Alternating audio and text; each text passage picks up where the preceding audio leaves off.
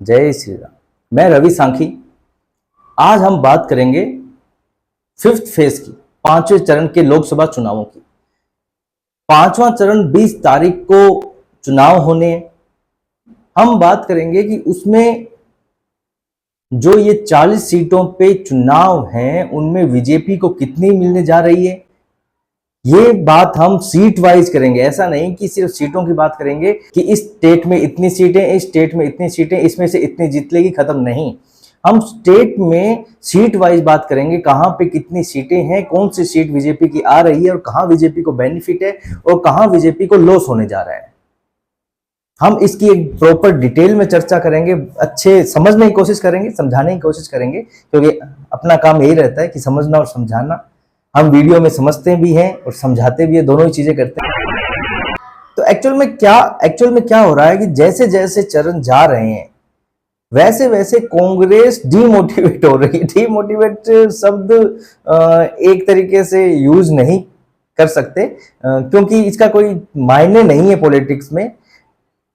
जैसे जैसे फेज बढ़ रहे हैं वैसे वैसे कांग्रेस का प्रचार खत्म हो रहा है। हाँ, यही सही है कि जैसे जैसे फेज बढ़ रहे हैं वैसे वैसे कांग्रेस का प्रचार खत्म हो रहा है।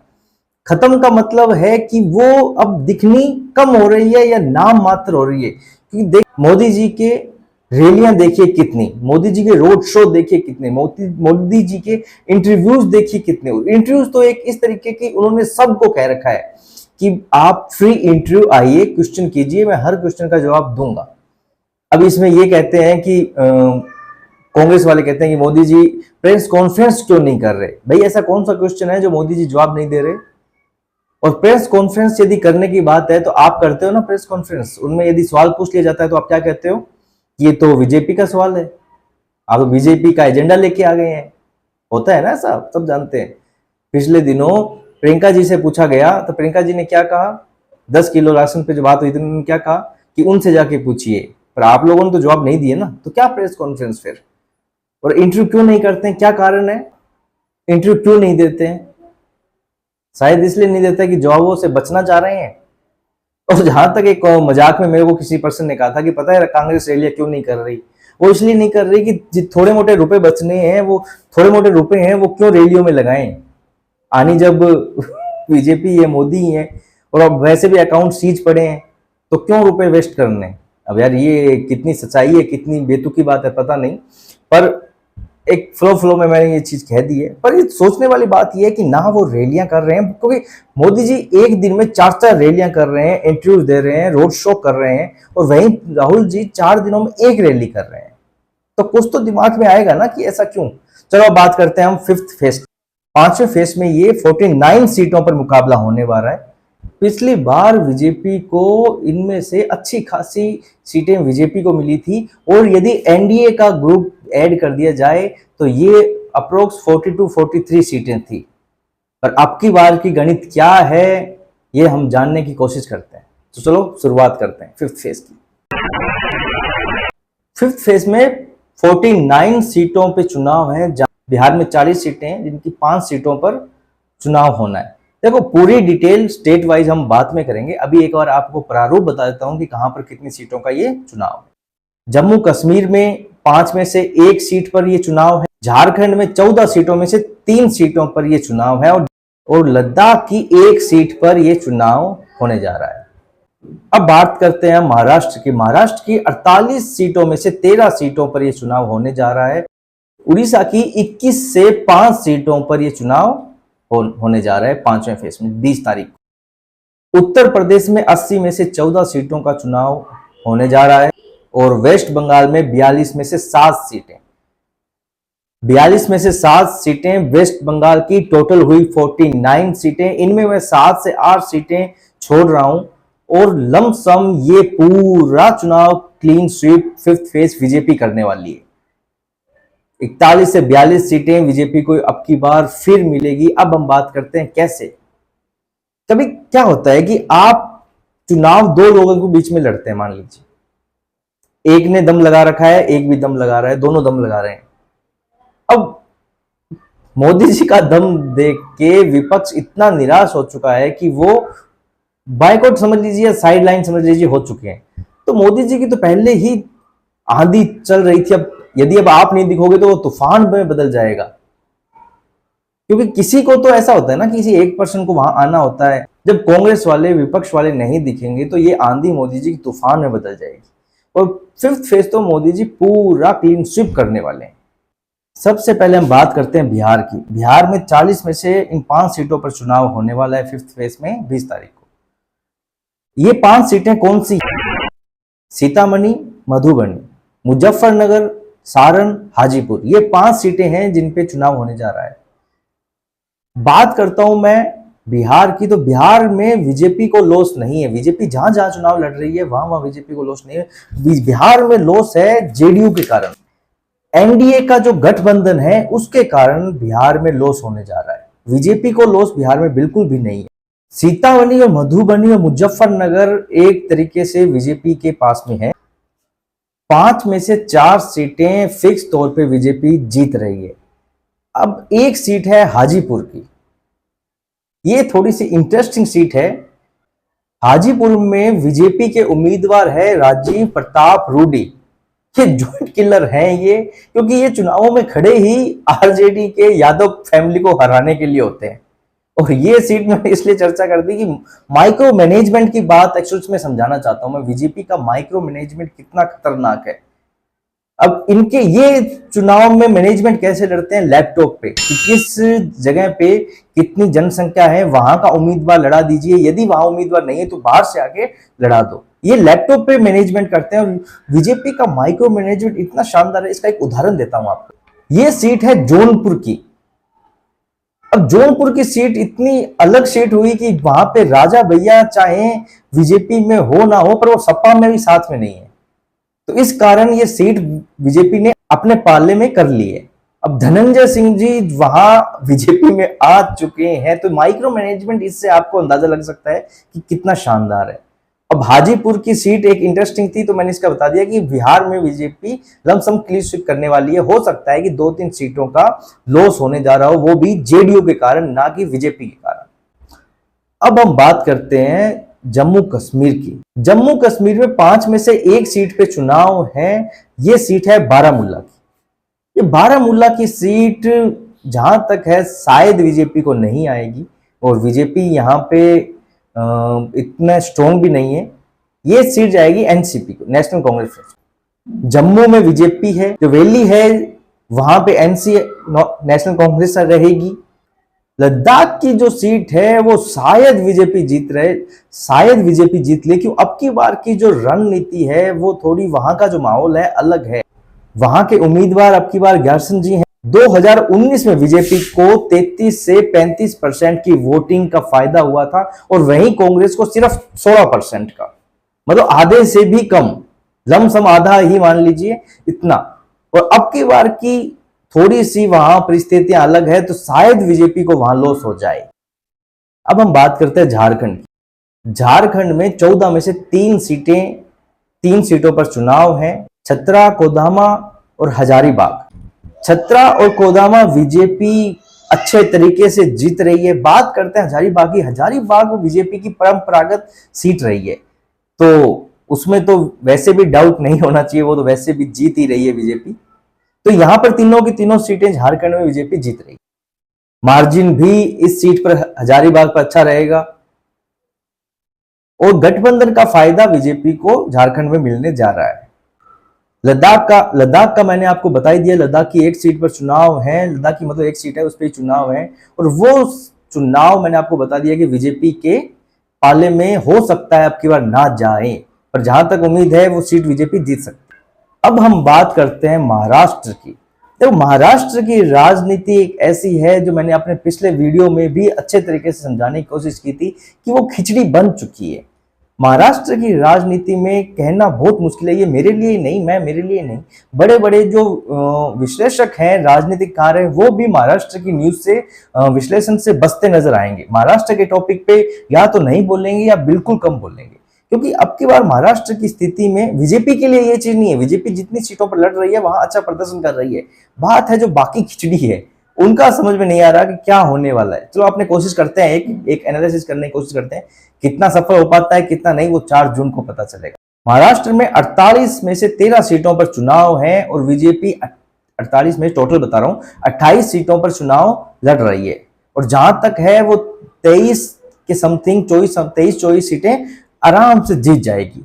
अब बात करते हैं उसके गठबंधन पार्टी शिवसेना 8 सीटों पर चुनाव लड़ सॉरी माफ कीजिएगा 6 सीटों पर। ये शिवसेना है एकनाथ शिंदे जी की।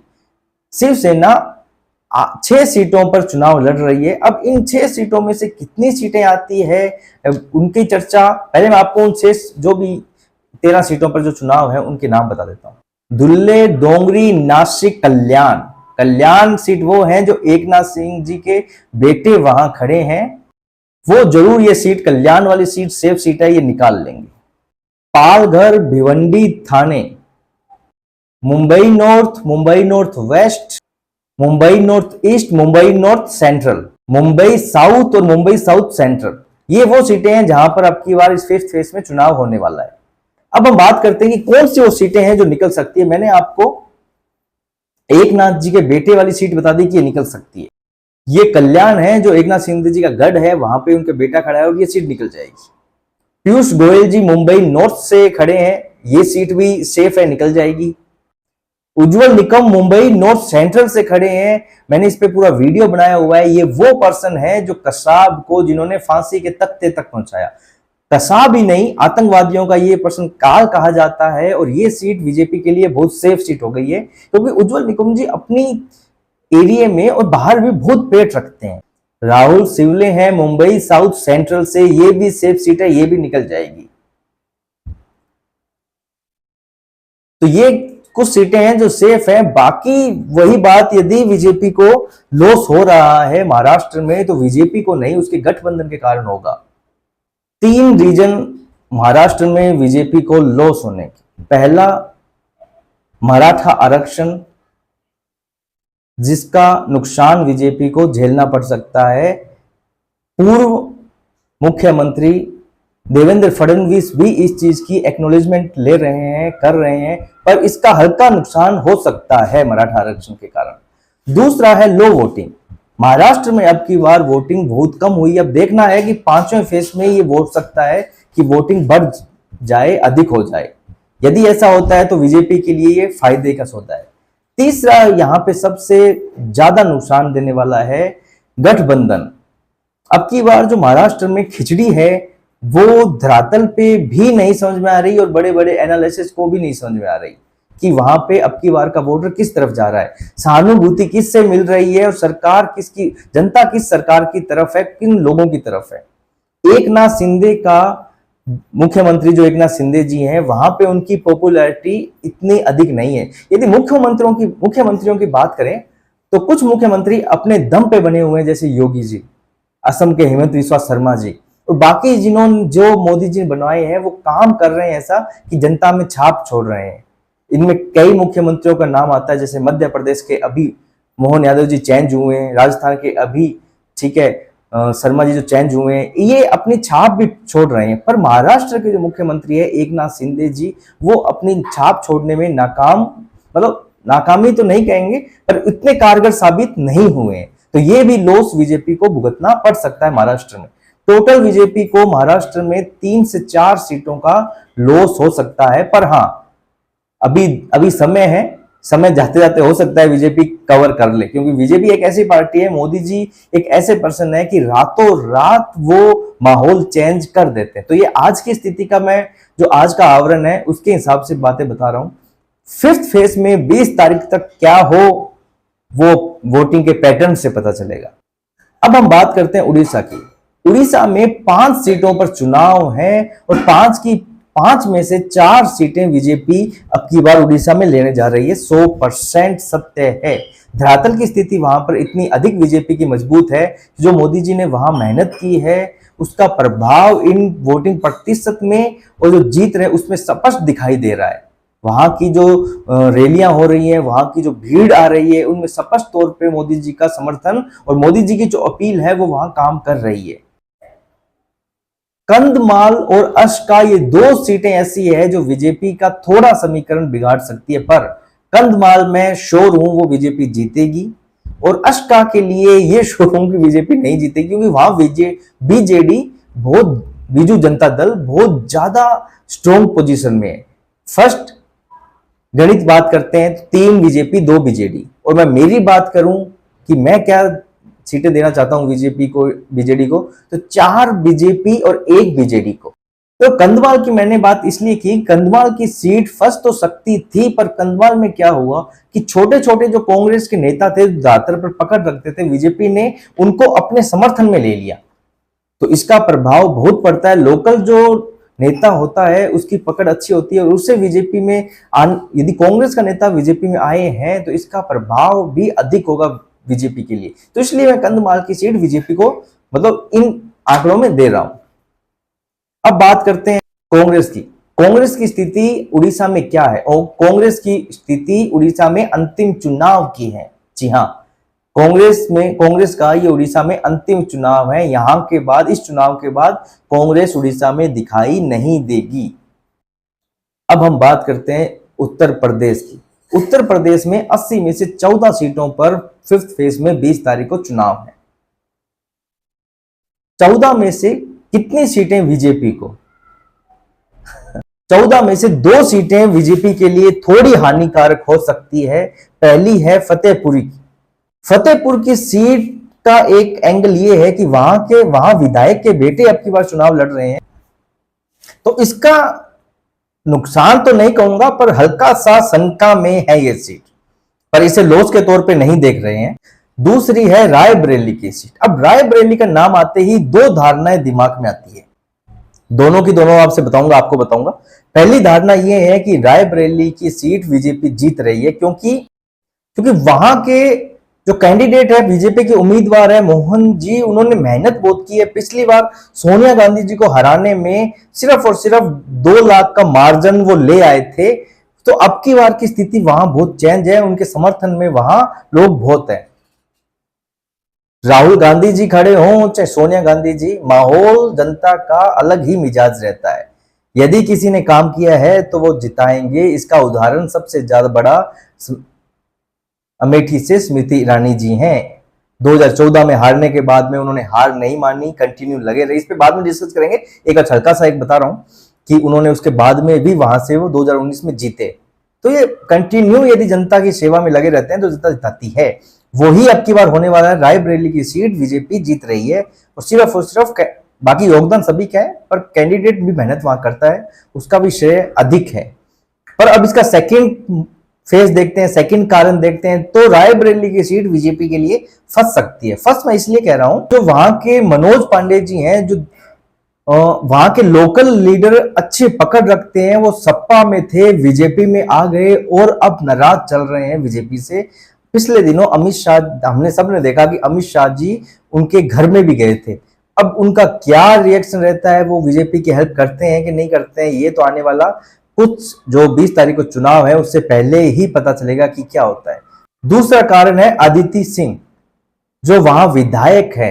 अब अदिति सिंह के पिता का और इनका झगड़ा हो रखा है, इस कारण अदिति सिंह उनकी हेल्प नहीं कर रहे हैं। ना कोई अभी तक उन्होंने कोई पोस्ट किया है समर्थन में, ना उनकी वो कोई रैली में गए हैं। सबसे बड़ी बात कल की बात है, राजनाथ सिंह लखनऊ में रैली कर रहे थे, अदिति सिंह अपना एरिया छोड़ के रायबरेली वो लखनऊ में थे। तो इन चीजों से स्पष्ट पता चलता है कि ये भी उनके समर्थन में नहीं है, और ये सब समीकरण बीजेपी के लिए हानिकारक हो सकते हैं।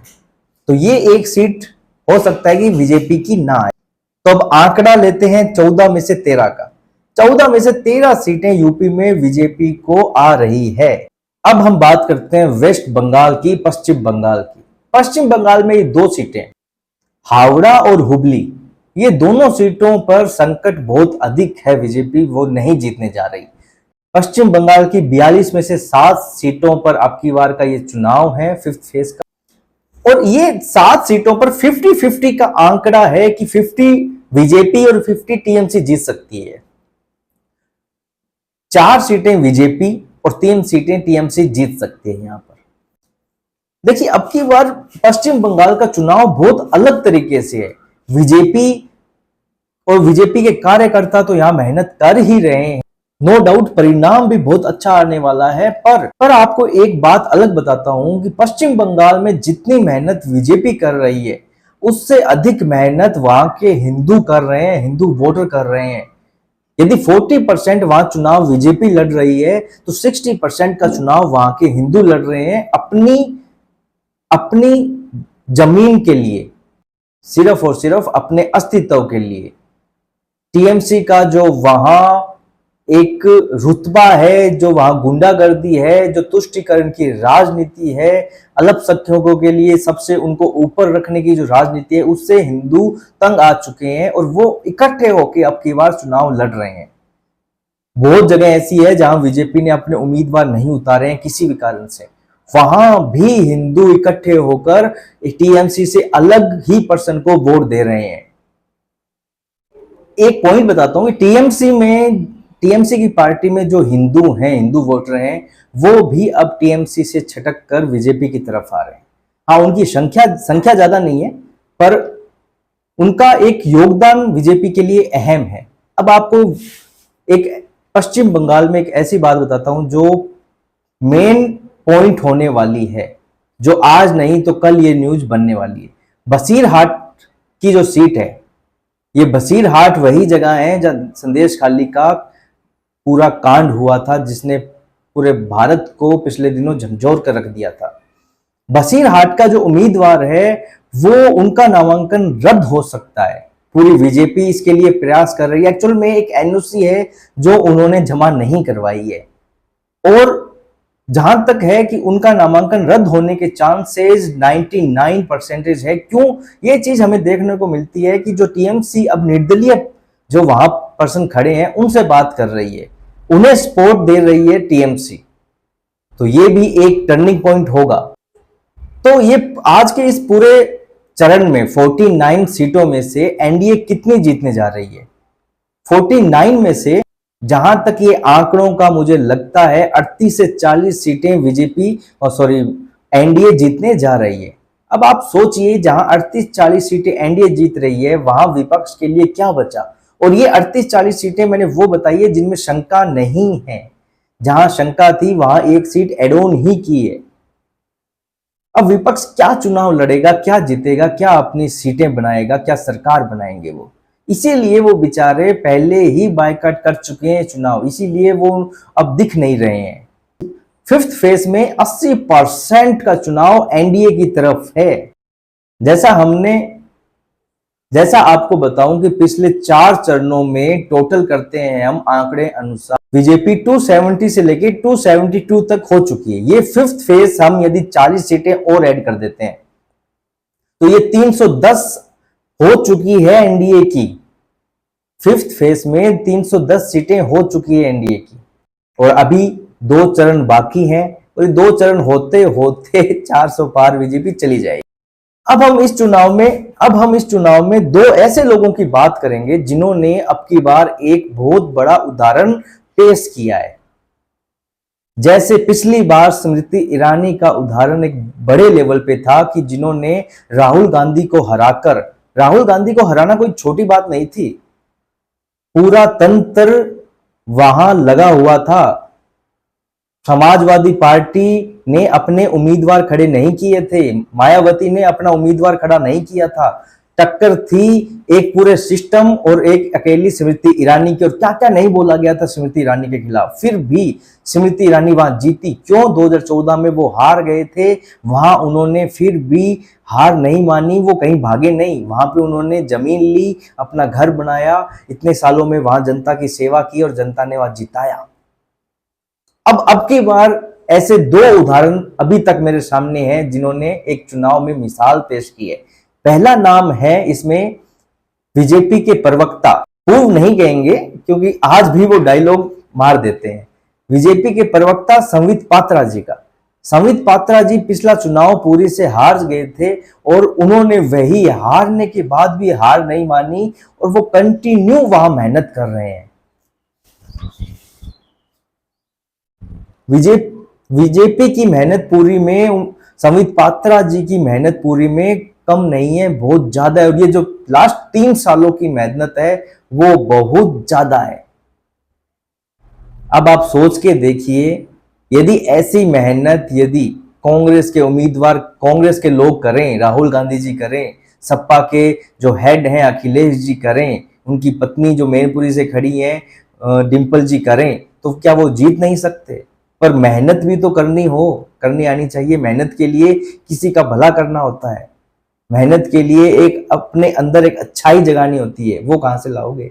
दूसरे पर्सन की मैं बात करता हूं, वो है आजमगढ़ से उम्मीदवार दिनेश लाल यादव निरहुआ। इन्होंने भी एक बहुत बड़ी मिसाल पेश की है। ये पिछले से पिछले चुनाव ये हार गए थे। अब ये हारने के बाद में एक्चुअल में क्या है, दिनेश लाल यादव निरहुआ जी आजमगढ़ से 100 किलोमीटर दूर गाजीपुर रहते हैं और आजमगढ़ से इन्हें उम्मीदवार बनाया गया और जिनकी जीतने की 0% मतलब 2% ही चांसेस थे और वो यही हुआ, वो हार गए। तो हारने के बाद में क्या हुआ, इन्होंने मेन रोड पे एक बड़ा घर किराए पे लिया, आजमगढ़ की मेन रोड पे बड़ा घर किराए पे लिया। उसके बाद में उस रोड से जितनी भी रोडें निकल रही थी आगे तक, योगी जी से मिल मिलके वो सब सड़कों का निर्माण उन्होंने करवा दिया। 5 साल मेहनत की, जनता के बीच में रहे, जनता को भी लगा कि हाँ हमारे काम के हैं, हमारे ही हैं, तो जनता ने उन्हें जिता दिया। और जिताने के बाद में अब वो वहां जमीन ले रहे हैं और अब अपना घर बना रहे हैं। देखिए, घर बनाने की स्थिति ऐसी होती है कि लोग कहते हैं कि इन्हें नहीं जिताएंगे, ये बाहर के हैं, चले जाएंगे। यदि घर हो जाता है उस इंसान का वहां, तो ये बातें बंद हो जाती है कि वो घर नहीं है, बाहर का है, चला जाएगा। वो फिर उसी एरिया का हो जाता है। यदि आप घर, यही स्मृति ईरानी जी ने किया, उन्होंने वहां जमीन ले ली, घर बना लिया अमेठी में, और यही अब नरहुआ जी ने किया है, वहां जमीन ले ली, घर बना दिया। तो इनका जीतना एक बहुत बड़ी एक मिसाल है देश के लिए, साथ में देश के लिए भी और उन विपक्ष के नेताओं के लिए भी जो मेहनत नहीं कर रहे हैं, सिर्फ और सिर्फ नाम यूज कर रहे हैं। देखो, कांग्रेस के विपक्ष के हारने का और जो ये हार स्वीकार कर चुके हैं, इनके कारण बताता हूं आपको। विपक्ष में एक्चुअल में कमी क्या है कि एक मुद्दे पर नहीं रहे ये, इन्होंने कोई एक ऐसा मुद्दा नहीं पकड़ा जिस पे ये अड़िग रहते। जैसे जैसे फेसेस चेंज हुए, इनके मुद्दे चेंज हो गए। फर्स्ट फेज में अलग मुद्दा, सेकंड में अलग मुद्दा, 5वां चरण आ रहा है तो इनके अलग मुद्दे होंगे। अब ऐसे विपक्ष का होना देश के लिए हानिकारक है, और यही मोदी जी ने कहा है कि मैं 400 सीटें इसलिए कह रहा हूं कि विपक्ष को एक हार मिल सके, विपक्ष को एक बहुत बड़ी हार मिल सके, क्योंकि इन्होंने जो अपना फर्ज है विपक्ष में होने का वो नहीं निभाया। जनता को ऐसे भड़काया, ऐसे मुद्दों पर घुमाया जिनका सार नहीं था। संसद के दिन, स्थापना के दिन ये बायकॉट करते हैं। राम मंदिर की प्राण प्रतिष्ठा के दिन ये काले कपड़े पहनकर संसद पहुंचते हैं, और इनके